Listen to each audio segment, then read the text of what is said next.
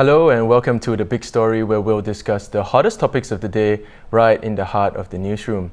I'm Dylan, coming to you live from the Straits Times. Now, we are streaming on Facebook and on YouTube, so be sure to like, share and comment on our video. And while you're at it, if you haven't already done so, do subscribe to our channel and click the bell button so as to be notified whenever we go live. In a few moments, I'll be joined by my newsroom colleagues where we'll discuss the hottest stories that got you talking today. Now, how much instant noodles can you eat, or soy sauce for that matter? Now, in a viral Facebook post that shows a shocking mismatch between what donors give and what the poor need, we see hundreds of instant noodle packets, more than 50 bottles of soy sauce and other condiments, as well as multiple unopened bags of rice in a one-room rental flat of a 78-year-old man. The viral post has ignited a discussion in Singapore about what social workers and volunteers say is a common problem. That is, people aren't necessarily donating or offering what vulnerable groups really need. Now, with us to discuss this today is journalist Yuan Sin. Hi, Yuan Sin. Hello. So, Yuan Sin, welcome to the show.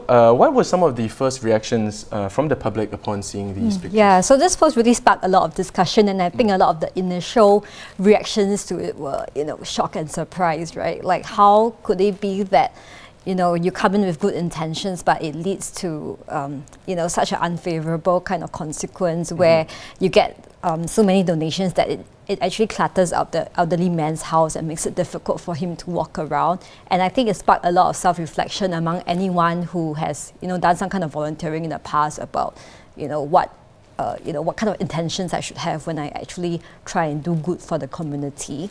There were also some rather interesting discussions that came about on Facebook. So, for instance, some people were questioning, why can't the elderly man just say no to the donations if it doesn't suit him, right?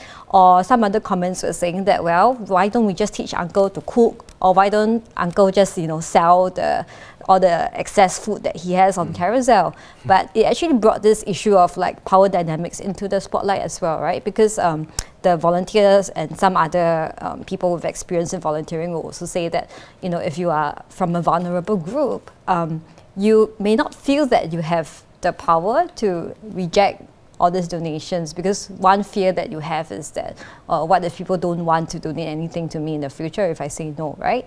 And also I think another issue is also that you may not understand the elderly man's full life situation, because he actually has dementia, as the volunteers have found out. So if you have dementia, there are many things that you can't do, so it's important to kind of like put yourself into the shoes. I think speaking of going on about volunteers and everything, I mean, there has been an increasing number of volunteers over the last couple of years, which is actually rather promising, right?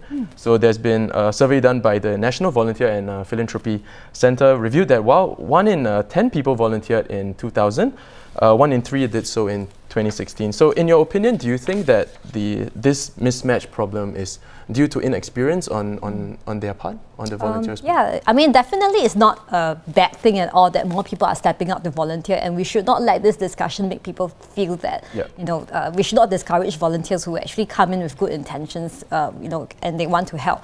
But like you rightly pointed out, it has a lot to do with the inexperience of volunteers, because when you start out, you may have some preconceived notions, but when you actually start to work with people on the ground, that is when your preconceived notions get challenged, right? And you start to think deeper and harder about what are your, what is the ultimate objective of what you are trying to do here. So I think oftentimes, you get a lot of like corporate volunteers or just, individuals who do volunteering with school on an ad hoc basis. So oftentimes when you just come in on a one-time basis, you may not really think so hard, and you may not have the time and the resources to find out what people actually need. And sometimes, corporations may also, I don't know, they may have other agendas, right? Like sometimes, it looks good in paper to show that, you're knocking on doors and distributing food to people because it's a very tangible act, right? But you may not have thought about, what are some of the less tangible things that people actually need. So let's say if you're an elderly person, actually what you may need is not, food, but it could be, friendship, it could be like company. And even though that might not look good, on your company newsletter, right? But that is actually something that delivers impact over the long term. So let's talk a bit about what are some of the suggestions that of how people can volunteer in a more effective manner? Yeah, so like definitely it will help if you don't do it on a one-off or ad hoc basis.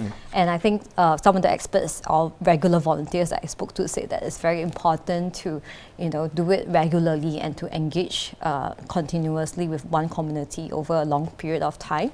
So you kind of build up that rapport with the people that you are serving as well. Right? So maybe initially, if you don't know a person well, you may think that, oh, I think you need this and that. But after a long time, you start to get to know the person and you realize that, hey, this is actually what you need in life compared to your initial idea. And also another suggestion is that you should be working with an organization instead of like going out to any random rental block or something to just deliver what you think they need. You can work with an organization and they can be kind of like the middleman and they can match you and with the resources that you have to what are the needs that they have identified among their beneficiaries. And I think so it's also very important to not see vulnerable groups as just the needy that, like this savior mentality, right? Because you also have to think about how you can tap on the resources of the community that you're trying to help and discover their strengths. So beyond social services, for instance, right, when they do food distribution, they actually engage the residents in one rental neighborhood to help to distribute the groceries to people who can't come down to collect the items, for instance. And this actually helps to strengthen the community because neighbors can help each other, right? And volunteers can come in on a weekly basis, but if the volunteers can help the neighbors to know each other, they can help each other out on a day-to-day basis. And another academic from NUS, Dr. Neo Yu also suggested that, when you deliver, let's say, when you want to provide food services to a neighborhood, for instance, you don't necessarily have to give it only to the low-income group because it actually kind of stigmatizes them. So what you can do is maybe like a pasar malam where you have like the various cooked food stalls in a common space, and people feel that that they have some choice over what they can eat. I see, and also like they get a chance to mix with other people, for instance. And another solution is, you don't necessarily have to give in kind all the time.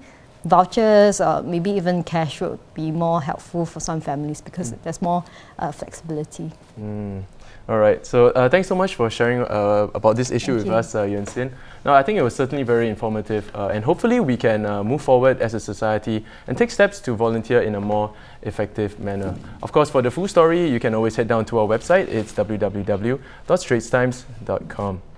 Now, moving on to our second segment, the formal countdown to the next general election has begun with last Wednesday's announcement on the formation of the committee that reviews Singapore's electoral boundaries. In the past 3 GEs under Prime Minister Lee Hsien Loong, the period between the announcement of the electoral boundaries review committees or EBRC's formation and polling day has ranged between 2 and 6 months. The committee will set out the battleground for the next general election, which has to be held by April 2021. Which are the areas which are ripe for change and how will it affect your constituency? With us to discuss this is political correspondent Rachel Au Yong. Hi, Rachel. Hey, Dylan. Hi, Rachel. Thanks for being here. Now, I must first mention that you are not the EBRC and that we are merely exploring the possibilities of the new electoral boundaries. Just in case, anybody gets confused out there. Yes. So we're not the government. We're here to report what our contacts, so cadres, MPs, volunteers, residents are seeing on the ground. So just to recap, maybe not all the audience members here are familiar, but the EBRC committee that was convened was only announced last week.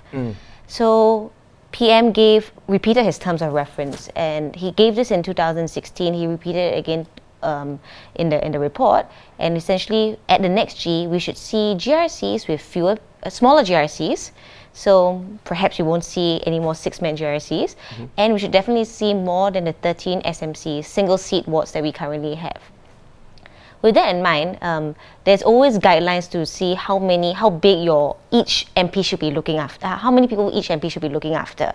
So the range, as we've calculated it, should be somewhere between 20,000 to 38,000. That is a huge range. But we still have wards exceeding this. So one of the major wards I think definitely ripe for change is the whole northeast of Singapore. Pasir Ris Punggol, Sengkang West. These 2 wards, one's a GRC, one's a single seat, they have just, grown exponentially. Yeah. So Pasir Ris Punggol, I think they have more than 55,000 people since voters alone since the last election. Sengkang West is 47,000 when your upper limit is 38k. So that is huge. We're definitely expecting some change here. So if a ward is too unwieldy, your MP can't really take care of you properly, right? Because honestly, time is finite, exactly. So I think we should see some changes there. Another point we should note is this idea of natural boundaries. I think as we progress towards, I do think Singapore government is fair to a large extent, but whether the population thinks it is fair, it must also be seen to be fair. So this idea of natural boundaries, no gerrymandering, that's also pretty important, right? See, yeah. So one of the interviewees that we had was Mr. Charles Chong of Punggol East, and he was talking about how Pasir Ris Punggol at some point had a Punggol South, Punggol Central. They have since been renamed Sengkang South, Sengkang Central, which is kind of funny, right? Because to us nowadays, Punggol and Sengkang are very distinct very different towns. They are next to each other, but Sengkang is Sengkang, Punggol is Punggol. So I think we should have this idea of natural boundaries coming up. It would be good, and I think that that's another way we might see that part of Northeast change. So you could very well have a Sengkang GRC, and that's not inconceivable because we actually have some MPs from Sengkang actually do have a panel already looking at municipal issues there. You could have a Pasir Ris GRC, you could even have a Punggol GRC because that whole place is so large that you could have 3 new GRCs there. So that's one option. Yeah, I see. So I mean, let's just do it this kind of like step by step. Sure. So let's move on to Potong Pasir, which is another area that many say may change. Yeah. SMC's Potong Pasir is the only ward among the 29 constituencies that has fallen below the minimum voter benchmark. So more on this, please. Could the SMC be wiped off the electoral map?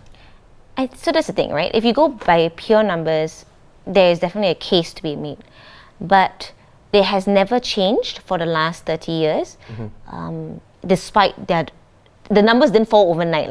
So the numbers have been dwindling, but it has never ever been redrawn. I think that's largely had to do with the fact that it was, until recently, an opposition ward held by Mr. Cham Si Tong. Yeah. Could we see changes this time? If it were a GRC, I would say the likelihood is a lot higher. However, because it is a single seat ward, and PM has already said he wants more SMCs, is there really an incentive? Also, Bidadari is in the area. We should expect a couple of households moving into. So I am New households, right? Yeah. Exactly. So I'm not particularly convinced that it has to be absorbed. Also because the numbers that have dropped is nowhere near as stark as the Pasir Ris Punggol. Yeah, so my guess is no, but again, EBRC has the final call. Of course. Also, like East Coast, of course, it's another place that people are talking about. There's been some speculation, of course, that East Coast could see some changes, just like how Momain Kallang GRC did in 2015. Yeah. What do you think about that? Well, East Coast did fairly well last round. I mean, it wasn't the best showing, but it had 60% compared to the PAP's national average of 69%. Is there a political incentive to redraw? There always is, right? And it already was redrawn in the sense that Feng Shan was taken out. So I'm not sure how well people would take it if it were to be redrawn, because at one point in time, East Coast had 6 MPs, it now has 4 MPs. So if you redraw it too many times, which is what we wrote about in our story, people will also say it's unfair.